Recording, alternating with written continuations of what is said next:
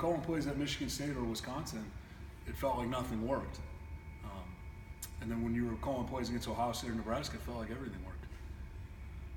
I wish I could give you a better answer than that. Exactly what you saw is how it felt. When you're good way to put it. When you're pushing those buttons though at Michigan State and at Wisconsin and they're not working, what do you do then? How do you adapt? Is there an adaptation built into this offense and this philosophy that needs to be there that just didn't show up in those instances?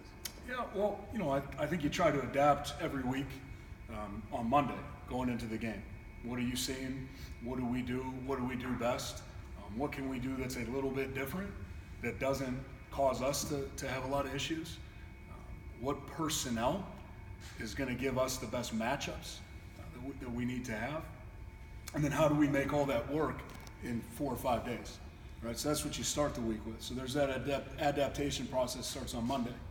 And then there's a whole nother adaptation process that starts on Saturday, once the bullets start flying a little bit and you figure out, okay, hey, this is what we thought it was, this isn't what we thought it was, this matchup is good, this matchup is not good, and you make adjustments there. But I think the most difficult thing is, when you're making, when the things that you thought would be there are there, but you're not connecting on those. So you talked about pushing the buttons, right. And what do? Well, you just try to keep pushing buttons until you find something that works. And I think that's the hardest thing offensively that I've learned as a play caller is when nothing is working, trying to find something to grasp hold to, that's the difficult part, mm-hmm. right? Whether it's just situational, we had games where, hey, we're moving the ball a little bit, but boy, we can't convert on third down, right? So it could be something as specific as that, or it could be something as global as nothing works and nothing is going well.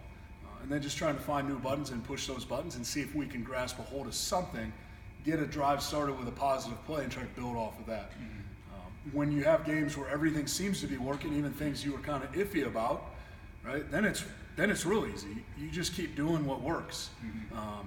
So I wish it was more complicated than that. And I know as coaches we try to make it a lot more complicated than that, but it's not.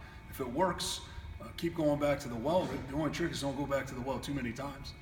But I can tell you this in my experience, good plays, good thoughts, good matchup, there's not a shelf life on those things. And you look at, there's only so much they can do to adjust on the sideline too. Mm-hmm. Mm-hmm. So if you have something that's going well, if you have something that you're making some hay with, generally you stay with it. Even you go through halftime and maybe they have an answer for it, but then once you figure out what the answer is for it, it may open the door to a whole bunch of other possibilities. So when things are going well, it's a lot easier because you're just building off the things you're doing well. Mm-hmm. When things are not going well, you're trying to find something that will go well that maybe you can build off of. And I think that's the challenge. What was that like for you